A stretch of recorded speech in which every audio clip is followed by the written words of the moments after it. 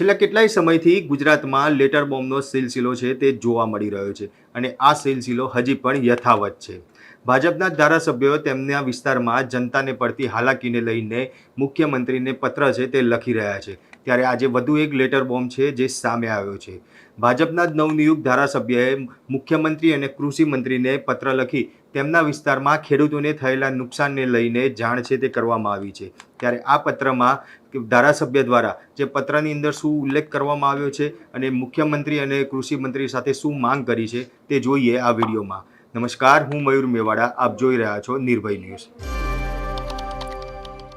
હાલમાં જ કોંગ્રેસમાંથી ભાજપમાં આવેલા અને પોરબંદરની અંદર પેટા ચૂંટણી જીતેલા ધારાસભ્ય અર્જુન મોઢવાડિયા જે પોરબંદર જિલ્લામાં થયેલા ભારે વરસાદ અને પૂરના કારણે ખેડૂતોને જે પાકને નુકસાન થયું અને ખેતરમાં જે ધોવાણની સમસ્યા સર્જાઈ છે તેને જ લઈને મુખ્યમંત્રી ભૂપેન્દ્ર પટેલ અને કૃષિ મંત્રી રાઘવજી પટેલને પત્ર છે તે લખવામાં આવ્યો છે.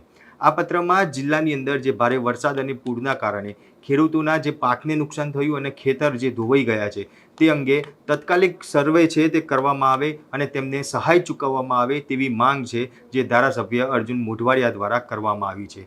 ત્યારે અર્જુન મોઢવાડિયાએ પત્રમાં વધુમાં જણાવ્યું છે કે પોરબંદર જિલ્લામાં છેલ્લા 3 દિવસમાં 29 ઇંચ વરસાદ જે છે તે વરસ્યો છે અને તેનાથી અતિવૃષ્ટિ જેવી સ્થિતિ છે તે સર્જાઈ છે.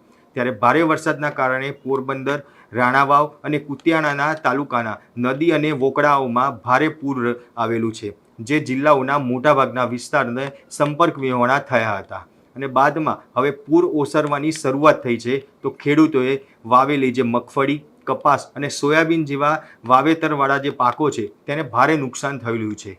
આ ઉપરાંત ભારે પૂરના કારણે ખેડૂતોને ખેતર પણ ધોવાઈ ગયા છે, એટલે ખેતરોમાં પણ ધોવાણ છે તે થયું છે. ત્યારે આ બાબતને લઈને અર્જુન મોઢવાડિયાએ મુખ્યમંત્રી અને કૃષિ મંત્રીને પત્ર છે તે લખ્યો છે. વધુમાં અર્જુન મોઢવાડિયાએ જણાવ્યું હતું કે ગેડ વિસ્તારમાં પણ આ વર્ષે ઘણા ગામોમાં મગફળીનું વાવેતર થયેલું હતું.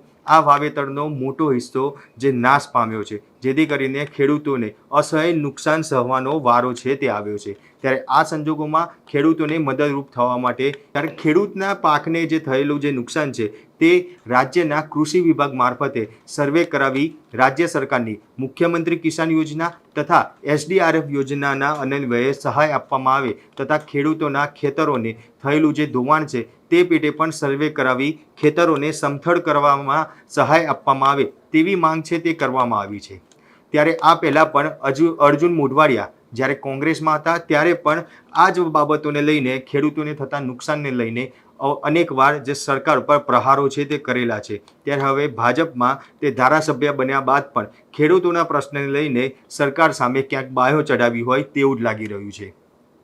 ત્યારે અર્જુન મોઢવાડિયાના જે આ પત્ર છે તેને લઈને આપ શું કહેશો તે કોમેન્ટ બોક્સમાં જરૂરથી જણાવજો અને અમારી નિર્ભય ન્યૂઝ ચેનલને લાઇક, શેર અને સબસ્ક્રાઇબ કરવાનું ભૂલશો નહીં. આભાર.